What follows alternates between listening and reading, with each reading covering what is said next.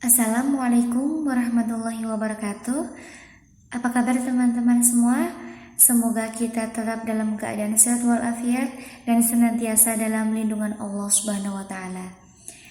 Perkenalkan, kami dari kelompok 4, kami akan mempresentasikan tentang pengertian dari aliran Qadariyah, pemikiran dan sejarahnya. Baik, sebelum itu izinkan kami memperkenalkan anggota kami terlebih dahulu. Yang pertama, saya sendiri, Riani Nurnovianti, kemudian Reni Raudatul Jannah, dan selanjutnya Rifa Mufidah.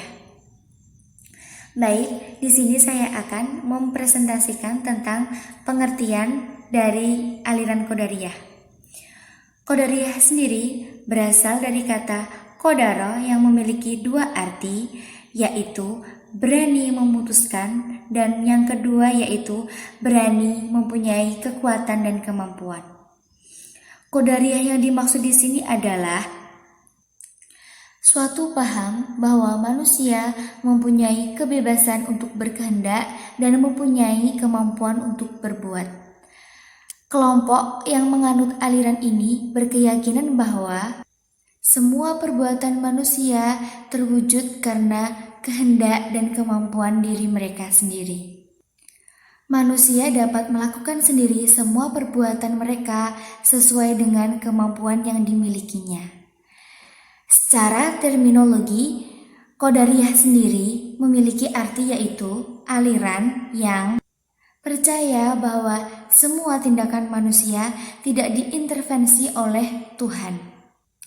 Aliran ini berpendapat bahwa setiap orang adalah pencipta bagi segala perbuatannya.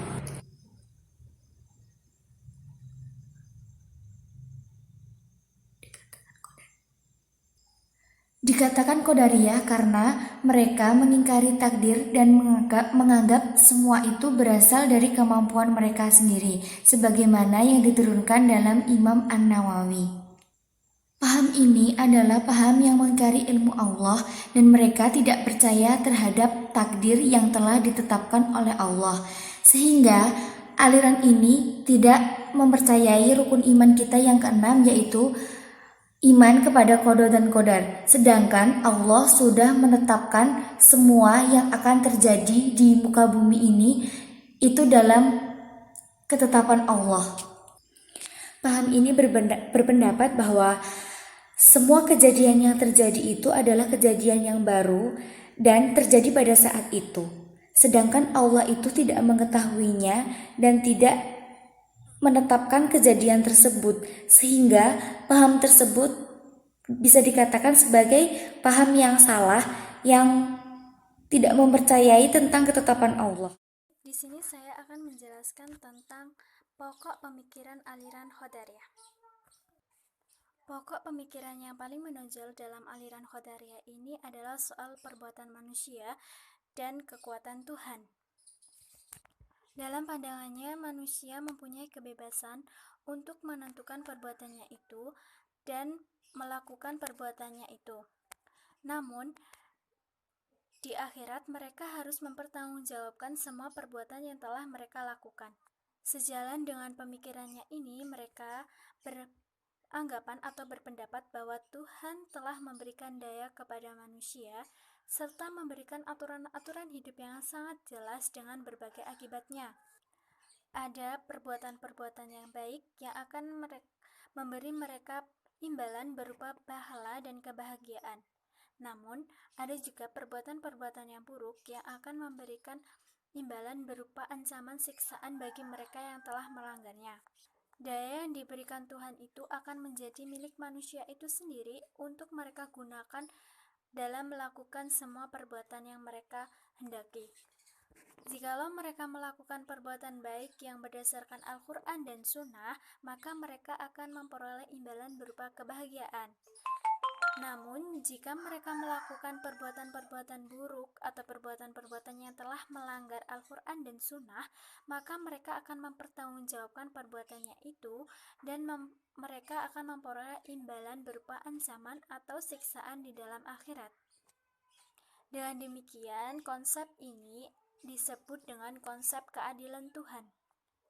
Pemikiran mereka ini mempunyai landasan yang cukup kuat dalam firman Allah Subhanahu wa taala dalam Quran surat Al-Kahfi ayat 29 yang artinya barang siapa menghendaki untuk menjadi orang yang beriman maka berimanlah, dan barang siapa menghendaki untuk menjadi orang kafir maka kafirlah. Selain dalam Quran surat Al-Kahfi, pemikiran ini juga mempunyai landasan lain dalam Quran surat Al-A'raf ayat 11 yang artinya sesungguhnya Allah tidak akan merubah keadaan suatu masyarakat bila mereka sendiri tidak melakukan perbuatan apa-apa terhadap dirinya. Dengan demikian, aliran Qadariyah merupakan aliran ilmu kalam yang menekankan kebebasan manusia untuk melakukan perbuatannya, dan mereka harus mempertanggungjawabkan semua perbuatan itu di sisi Allah di dalam hari perhitungan kelak. Mereka yang berprestasi dalam melakukan perbuatan-perbuatan baik semasa hidupnya akan memperoleh imbalan pahala di dalam surga, sedangkan mereka yang kurang berprestasi dalam melakukan perbuatan-perbuatan baik atau mereka sering melakukan perbuatan buruk, maka mereka akan mendapat imbalan berupa ancaman atau siksaan di dalam akhirat. Posisi mereka antara surga atau neraka tergantung bagaimana mereka melakukan perbuatan-perbuatannya di dunia. Jika mereka melakukan perbuatan baik sesuai Al-Quran dan Sunnah, maka mereka akan diposisikan di dalam surga, sedangkan jika mereka melakukan perbuatan buruk, maka mereka akan diposisikan di dalam neraka. Selanjutnya, pokok-pokok ajaran Qadariyah menurut Dr. Ahmad dalam bukunya yang berjudul Fajrul Islam dikelompokkan dalam beberapa bagian, yaitu yang pertama, tentang perbuatan manusia. Menurut Qadariyah bahwa manusia mempunyai kebebasan untuk melakukan perbuatan dan bertindak. Oleh karena itu, manusia bertanggung jawab sepenuhnya atas perbuatan mereka sendiri. Manusia bebas untuk melakukan perbuatan dan manusia bebas untuk tidak melakukan perbuatannya itu. Itu sebabnya manusia berhak menerima pujian dan pahala atas perbuatan yang baik yang telah mereka lakukan. Dan mereka juga bebas menerima celaan atau hukuman atas perbuatan yang telah mereka lakukan jika perbuatannya itu bersifat buruk. Yang kedua adalah tentang dosa besar. Perbuatan dosa besar yang dilakukan oleh seorang mukmin, kemudian mukmin tersebut mati sebelum taubat, maka orang tersebut disebut kafir. Yang ketiga, tentang keesaan Tuhan. Menurut faham Qadariyah bahwa Allah itu esa, dalam artian Allah itu tidak mempunyai sifat wajib dan sifat jaiz. Menurut mereka, Allah itu mengetahui, berkuasa, hidup, mendengar dan melihat dengan zatnya sendiri. Pendapat yang menyatakan bahwa Allah memiliki sifat khadim menurut Qadariyah sama dengan mengatakan bahwa Allah itu lebih dari satu dan tidak bersekutu dengan segala hal. Yang keempat adalah akal sempurna. Menurut Qadariyah bahwa akal manusia mampu mengetahui mana yang baik dan mana yang buruk, walaupun Allah tidak menurunkan agama. Sebab kata mereka, sesuatu memiliki sifat yang menyebabkan baik atau buruk. Misalnya, benar itu memiliki sifat yang menyebabkan baik, dan sebaliknya, bohong itu juga memiliki sifat sendiri yang menyebabkan buruk. Baik, di sini saya akan menjelaskan mengenai sejarah munculnya aliran Qadariyah. Sebagaimana aliran Khawarij dan Murji'ah, aliran Qadariyah juga lahir dengan dilatar belakangi oleh kegiatan politik, yakni pada masa pemerintah Abu Sufyan dari Daulah Bani Umayyah. Sepeninggal Ali bin Abi Thalib tahun 40 Hijriah, Muawiyah menjadi penguasa Daulah Islamiyah. Dan untuk memperkokoh kekuasaannya itu, dia menggunakan berbagai cara, khususnya dalam menumpas semua oposisi, bahkan mendiang Ali bin Abi Thalib dicaci maki dalam setiap kesempatan berpidato, termasuk dalam berkhutbah Jumat. Qadariyah mula-mula timbul sekitar tahun 70 Hijriah atau 689 Masehi, dipimpin oleh Ma'bad al-Juhni al-Bisri dan Ja'ad bin Dirham pada masa pemerintah Khalifah Abdul Malik bin Marwan tahun 685 sampai 705 Masehi.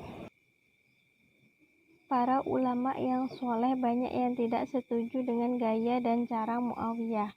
Untuk menutupi kesalahan itu, mereka mengembalikan semuanya kepada Allah, bahwa semua yang terjadi karena kehendak Allah. Isu ini kemudian dimanfaatkan oleh Muawiyah dalam memimpin daulah Islamiyah, bahwa semua yang dilakukan atas kehendak Allah. Dalam situasi inilah muncul Ma'bad al-Jauhani dan Ghailan al-Damasqi, dua tokoh pemberani yang melontarkan kritik terhadap Muawiyah sekaligus menentang pernyataan teologis yang membenarkan politiknya. Menurut keduanya, manusia bertanggung jawab untuk menegakkan komentar dan kebaikan serta menghancurkan kedoliman. Manusia diberikan Allah daya dan kekuatan untuk melakukan suatu perbuatan. Manusia juga diberi kebebasan untuk memilih antara melakukan sesuatu kebaikan dan keburukan, dan mereka harus mempertanggungjawabkan semua perbuatannya di hari akhir. Kemudian Ma'bad al-Jauhani ikut menentang kekuasaan Bani Umayyah dengan membantu Abdurrahman ibnu Ash'ad, gubernur Sijistan, yang memberontak melawan daulah Bani Umayyah. Dalam situasi pertempuran tahun 80 Hijriah, Ma'bad al-Jauhani mati terbunuh, sedangkan temannya Ghailan al-Damasqi terus menyuarakan Qadariyah dengan banyak melontarkan kritik terhadap Bani Umayyah dari setting keluar masuk penjara, dan akhirnya dia menjalani hukuman mati pada masa pemerintah Hisham bin Abdul Malik. Sekian presentasi dari kelompok 4 mengenai pengertian, pemikiran, dan sejarah dari aliran Qadariyah. Apabila ada kesalahan, kurang lebihnya kami mohon maaf yang sebesar-besarnya. Wassalamualaikum warahmatullahi wabarakatuh.